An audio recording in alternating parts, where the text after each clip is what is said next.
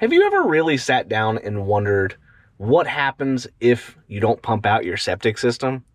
Today we're going to talk about that. And this comes from a conversation I had with one of my clients where they were curious as to what issues will pop up, how often should you actually pump the tank, and is it really worth pumping? What we're going to talk about is generally how a septic system functions, right? We have to talk generally because every system's a little bit different. They come in a variety of flavors, right? We want to make sure we're not getting too specific because everybody's going to have a different setup. But these general guidelines will get you in the right ballpark. From there, what we're going to talk about is the problems. What causes a drain field to fail? What happens when you don't pump out your tank? And then hopefully by the end of this, you're going to think the same way that I think, and hopefully I've reasoned it well enough. Now, before we get started, I want you to go ahead down in the comments and tell me how often do you pump out your septic system? Just so we can get a good idea of what you all are doing on your houses. First things first, we need to talk about septic systems in general and how they function. Most systems are going to have two parts. So you have your tank and your drain fields. Now, there could be multiple things like a pump chamber. You could have additional types of absorption areas. Maybe you have a drip system. Maybe you have a mound. Maybe you have infiltrator beds. You could have a variety of stuff, but we're just going to use the general tank, drain fields, basic stuff. The purpose of the tank is once you flush that toilet and all the water and the stuff go into the tank is going to clarify that liquid, all right? But now you got to deal with that water somehow. That's where the drain fields come into play. The drain fields, at least how we do them here in Maryland, they're usually 2 to 3 feet wide, 5 to 10 feet deep, 30 to 100 foot long. In most houses, you'll have 2 or 3, right? Somewhere in that ballpark. Some will have more, some will have less. Depends on your soil, depends on the house, and depends on what your design flow rate is. So we have our tank, big concrete box, nothing special about it. It's big rectangle. If you're in Pennsylvania, they might be circular, but over here, they're rectangular. So you flush your toilet, solids go into the tank. The first thing it hits is the inlet side baffle. That's just a shield to prevent any of the water from getting disturbed so everything can settle down. The best way to visualize what's going on here is to go ahead, take a cup of water, some baker's yeast, mix it together. You set that cup of water onto the counter and give it about 30 minutes. You'll see most of the yeast falls out of suspension. You'll get a nice thick dark tan layer in the bottom. You'll get a light tan in the middle, and then you'll get like this white foamy stuff up top. Same concept when it comes to a septic tank. What we got going on in the tank is sludge at the bottom, effluent in the middle, scum at the top. The scum's all the floating nasty stuff.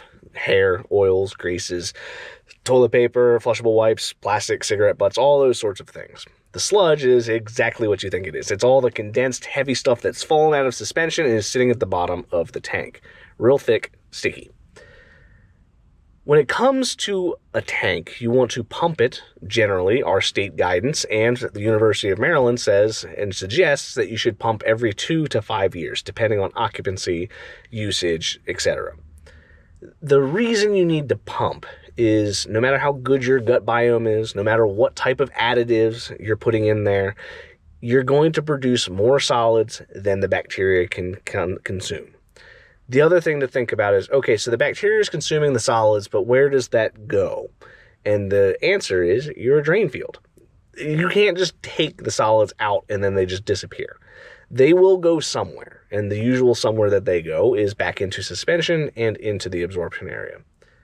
There are products out there that are designed to help decompose and break down the sludge inside of the system. There's an argument that they could work, but the University of Wisconsin, Illinois, and Pennsylvania have not really put in any hard evidence that it's done quite what they claim it will do. I tend to be more of a person where I want to study it, prove it.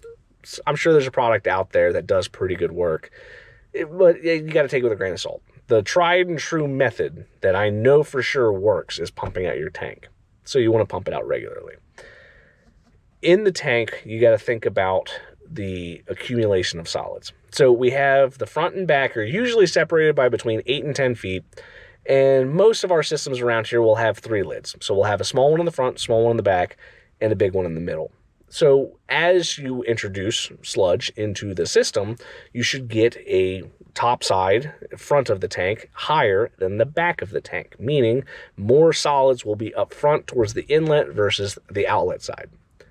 Where we can start running into problems is improper pumping. So if you're not pumping it out from the manhole in the middle of the tank, you might run into the issue of now you reverse that slope. So you'll have less in the front, more in the back. If you don't pump the tank, what will happen is that solid level will build up to eventually where it can actually plug up the gap in the baffle. The outlet side baffle extends into the water level. It's going to sit down enough to where if the scum layer gets real thick, it's not able to get through and into the outlet line, but it's got enough of a gap from the bottom to where the liquid is able to get underneath and up and into the outlet line.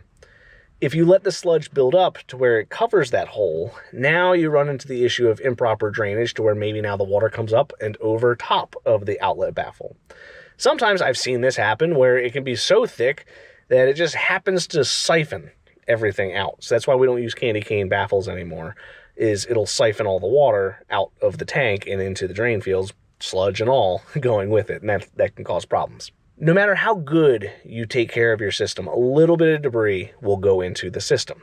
You can see it all the time on outlet side baffles. You just open up the lid and watch the water. You can see the water easily carrying small bits of particulates out and into the drain fields. Those small little bits of particulates are what's going to eventually cause problems with the drain field itself. The term we use for that is biomat. The biomat is biologic material. It's real sticky. It's the same thing as sludge, right? It gets in there and it makes it to where the drain fields aren't really able to function as well as they ought to. The other thing you have to think in is saturation. Today, we're not talking about saturation and hydraulic usage. We're specifically focusing on solids. So we have our tank, we have our access cap, we're pumping it. That'll help prolong the drain fields. That'll keep most of the debris from getting into the drain fields and causing a problem. But you're here today to figure out what happens when you don't do that. So when you don't do that, what we're dealing with is an accumulation of solids. So if you're not pumping the tank, you're asking for problems of drainage, or you're overloading the drain fields with biomat, meaning they're not going to be able to dissipate the liquid as effectively into the surrounding soil. So the problem is if you go, let's just say 20 years without pumping the tank, the answer is you're basically going 20,000 miles without changing the oil in your car. Would you do that on your engine? The answer is probably no. And the reason why is as that oil sits and runs through that engine, it's going to sludge up. It's going to get thicker. It's not going to work as effectively.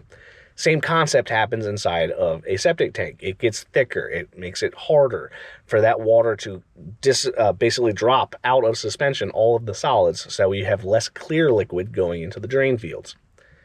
If you want to speed run killing a septic system, you kind of have to not take care of it. I recently had a homeowner where they hadn't touched the system since late 70s. They've been a single owner occupant for quite a while. Obviously, they're old now, but they haven't touched it in a long time. So we dug down to the system, and as soon as you pop open the lid, you can see staining on the concrete. You can see where the soil over top of the lid is black and gooey. That usually means that sewage water's gotten up and stayed there for a while. And as soon as we removed the lid, it basically was like we cracked a beer. It just hissed and popped as soon as we pulled it up. Obviously, when we opened up the lid to the septic system, the whole thing's underwater and the water's all the way up to the bottom of the lid, and nobody's been living in that house for a while. What happened is that system has reached the end of its service life. Now, it could have also been a clog or a piping issue, but if it's from the 70s, the odds are more of that. It's the end of its service life. So the next steps are obviously now you have to dig up the pipe, run a snake, see what's causing the backup to tailor the response, but more often than not, you're going to have a bad problem with the drain fields. Their particular system didn't back up into the home. And you might be wondering, well, if I have a failing drain field, why didn't I notice it? And we've covered that conversation here a few times in the past, and I'll make a new video coming soon about that, but not every septic system fails to where it actually goes back into the home. Sometimes it just stays in the tank. Sometimes it just stays in the drain field. What I can tell you, though, is if you have good access to your system, you should be able to immediately see if it's backed up. You should be able to immediately see if it's got any problems with staining, because it'll stain the concrete, it'll stain the PVC, it'll mark the pipes, and it'll mark the concrete to where you know the water level's gone up in the past. If you want to have your system last longer, you have to pump out the tank. You have to have a manhole riser on the middle of the tank.